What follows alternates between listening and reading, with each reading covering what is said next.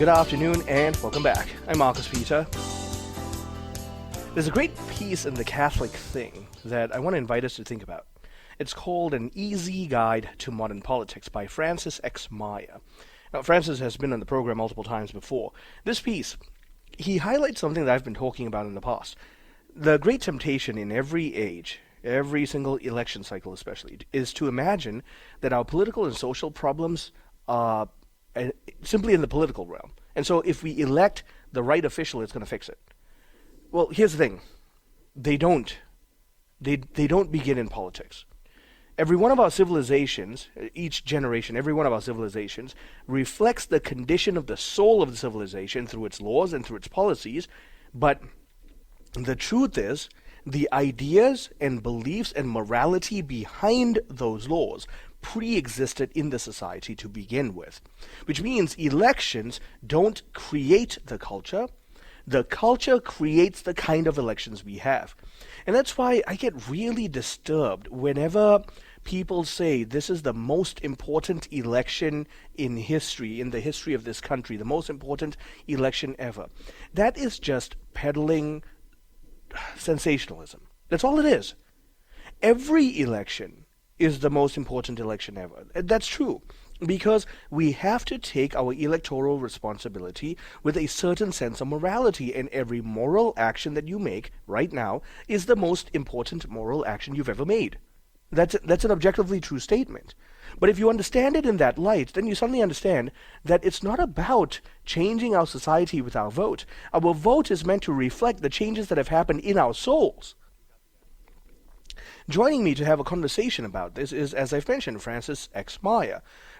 Francis is a senior fellow in Catholic Studies at the Ethics and Public Policy Center. He's also the author of True Confessions, Voices of Faith from a Life in the Church. Francis, thank you for joining us. How are you?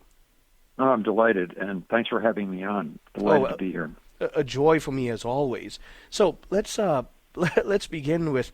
I love the concept we're talking about here, which is you could go back to, say, the genesis of identity politics in the nation. You could also go back to Jean-Jacques Rousseau. You could also go further back, Luther, Machiavelli. But no, you argue that the source of our social ills and therefore the breakdown in social cohesion goes even further back. And you're looking at people like Saul Alinksy. How far back do we go? Well, I think one of the things that it's a really interesting question. I just think that we need to think in terms of the spirit of the age is very much dictated by things outside our political environment. And it struck me that if you really want to understand the kind of revolutionary phase that we're in right now, with democratic socialists, that's the big wave that's going on right now inside the Democratic Party, you have to look all the way back to Paradise Lost and the idea of that kind of satanic refusal of the authority of God and rejection and rebellion that he did. And I think if you that's going way back. But the point is that there's this instinct, because we're flawed creatures.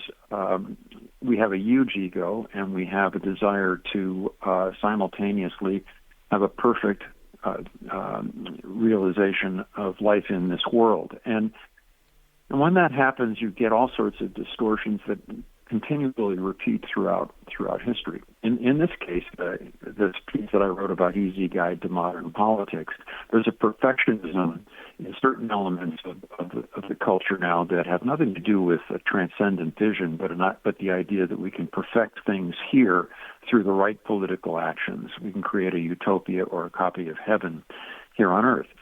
And that's simply not possible because we're flawed, sinful creatures. I mean, Augustine said that, and it's true. Our flaws are reflected in our political structures.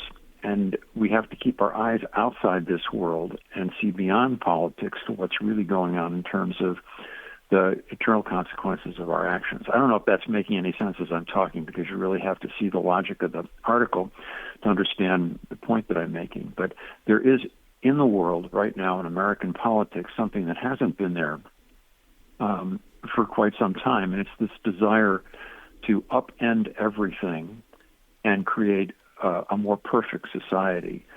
And we can't do that because our sins are reflected in the structures that we build. We're not perfect, and we're not perfectible. And one of the points that I make is in this article is that each of us has the capacity for great goodness and achievements that are truly extraordinary. But because of our flaws, we ought to have the ability to be real predators. There's an angel and a devil in each of us, and the one that we feed is the one that becomes the person who then affects the culture and affects our political life. So, I mean, it's in examining Paradise Lost, it just seemed to me that it was kind of the perfect vehicle for understanding a lot about the development of Western civilization over the last 300 years since the Enlightenment, and how it plays out in our own culture here today. Friend, one of the things that you highlight that until you brought it up, I never thought to put two and two together that way. The impression I get from encountering, say, Paradise Lost is not an admirable or even pitiable figure in the person of Lucifer. This is a self-absorbed, egomaniacal character. Why the recasting or the misunderstood recasting of the figure? Well, I don't think today's atheists and agnostics actually believe that Lucifer is a real creature, but it's the model that they connect with the whole Prometheus myth that you have this heroic figure fighting against tyrannical authority, and since in a secular culture you don't have a transcendent purpose behind your politics, getting things done becomes your God, and that's behind the revolutionary impulse and so much of kind of socialist and utopian politics.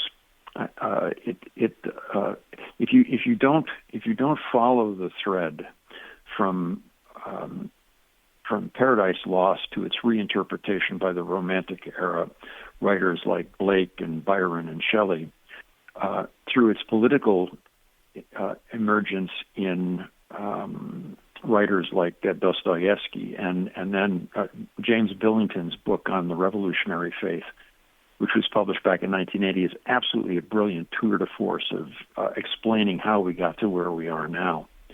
And it works out in all sorts of different ways. Roger Scruton wrote about this, this idea of the devil's work being nihilistic and deconstructing. And we're dealing with a lot of that now. And we don't have a fundamentally biblical society anymore. That's kind of dribbled away and been destroyed in part by secularist forces in our own culture. So we're at a point where we need to depend on our faith, our Catholic faith, by having it motivate ourselves to a personal conversion and having that radiate out into affecting other people. It's a long-term battle, but it's the only way we're going to get the culture back. And you rightly highlight, like you just mentioned, we no longer have a biblically governed society. We also, to be very honest, and I know based on your article and based on your work, you're going to agree with me, we also have a tremendously historically ignorant populace, people who don't know. Go ahead. You can piggyback off of that. Yes, please. No. I mean, I said at some point, Marcus, I said a couple of weeks ago that Americans don't suffer from amnesia. We want it.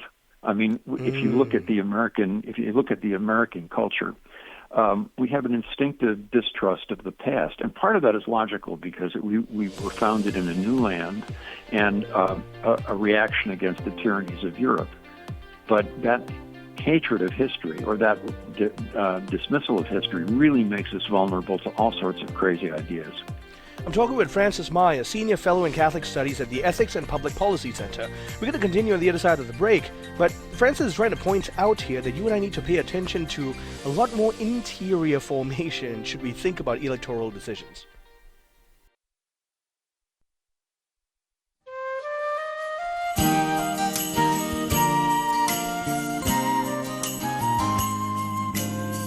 Good afternoon and welcome back. I'm Marcus Peter, talking with Francis X. Maier, Senior Fellow in Catholic Studies at the Ethics and Public Policy Center, author of True Confessions, Voices of Faith from a Life in the Church. Friend, we were touching earlier touching on earlier about despite the fact that we no longer have a culture that generally believes in God and therefore acknowledges a kind of personification of evil, we certainly relate with a specific narrative pertaining to this Luciferian figure, that the revolt against God is nothing more than the Promethean plight of the creature against the capricious gods, and so it's the rage against the gods narrative. It sounds really good in the makings of a good Hollywood movie, or maybe a bad one, but it makes for terrible society. Well, yes, because if there's nothing higher than yourself to judge your actions, then there's really no reason why you can't convince yourself you're right all the time. And if you multiply that by hundreds and thousands of people who share the same kind of convictions about upending structures and rewriting history, then you got a real problem. I mean, there's no transcendental horizon, no larger purpose to American society absent biblical faith. The specifics of that faith, Catholic, Protestant, Orthodox, Jewish, can be generic, but that biblical realism about the nature of human life undergirds the kind of conservative, with a small c, the kind of conservative approach that the founders had toward creating this new nation. They were people of the Enlightenment, and so they had a great optimism about what human nature could achieve, but they were also largely Christians, and certainly religious believers, even a deist like Jefferson. And so they knew that the opposite could easily happen too. I mean, things can go south in human behavior, and terrible things can happen, which is why we're structured as a republic and not a democracy. So I think the alarming thing about right now is that since an active, vital Christianity has subsided to some significant degree in this country, we've all become very comfortable and we like things the way they are. That makes us very susceptible to these impulses of perfectionism that are rooted in upending current structures. I mean, like getting rid of the Senate, for example, and reconstituting the Supreme Court and abolishing the Electoral College. When they come from a young, vigorous, zealous political figure, they sound exciting. They sound like possibilities exist, but they always end up in places like Pol Pot's killing fields, because you can't create heaven here on earth. What we do create is a pretty good facsimile of hell, and it's happened again and again, killing dozens and scores of millions of people over the last 100 years. And to have it here in this country, even in kind of a seed form, is very alarming, and we need to be alert to it. And we start the response to that by taking our own faith much more seriously. Being a Christian is in some sense really uncomfortable. I mean, when Bonhoeffer talked about the cost of discipleship, he meant business.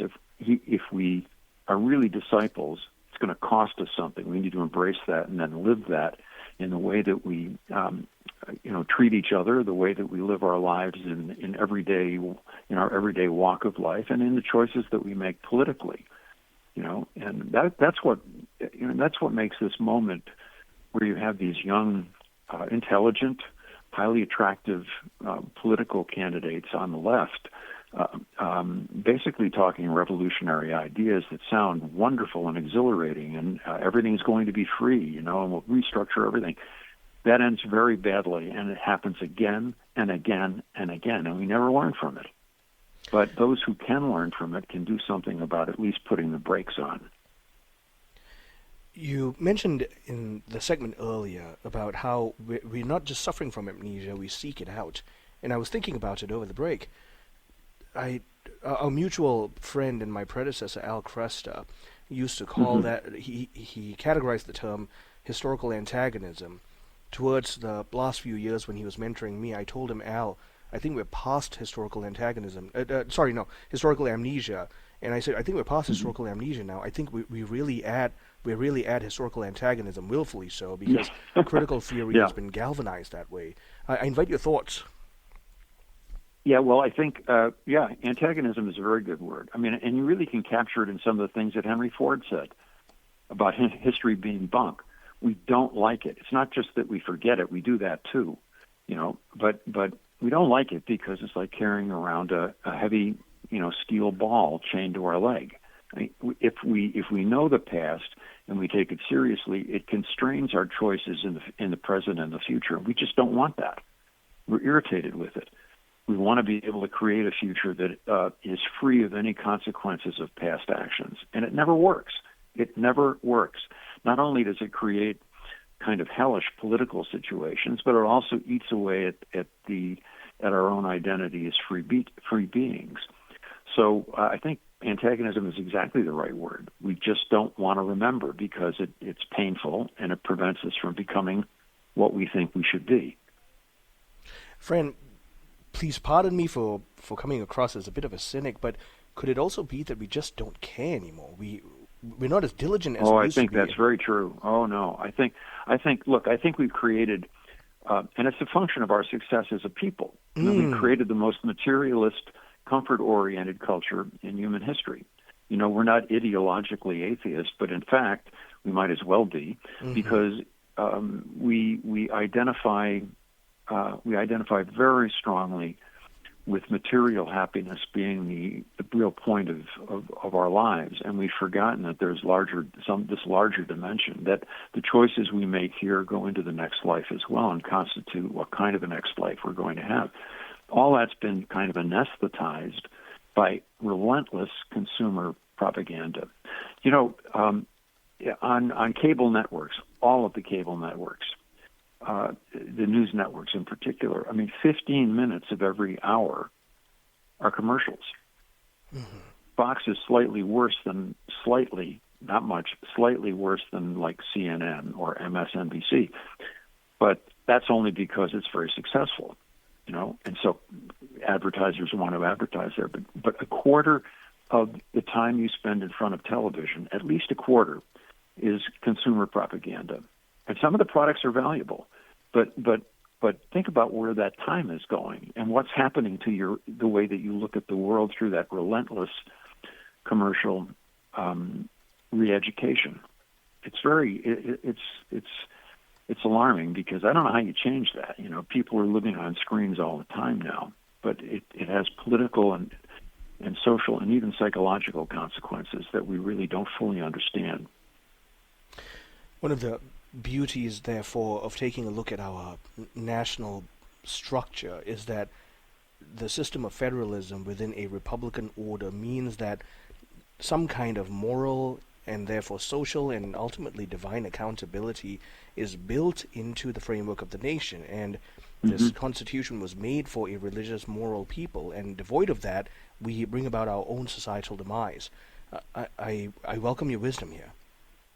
Yeah, I think that there's an impatience in the American personality, particularly as it gets more and more commercialized, that we want what we want now.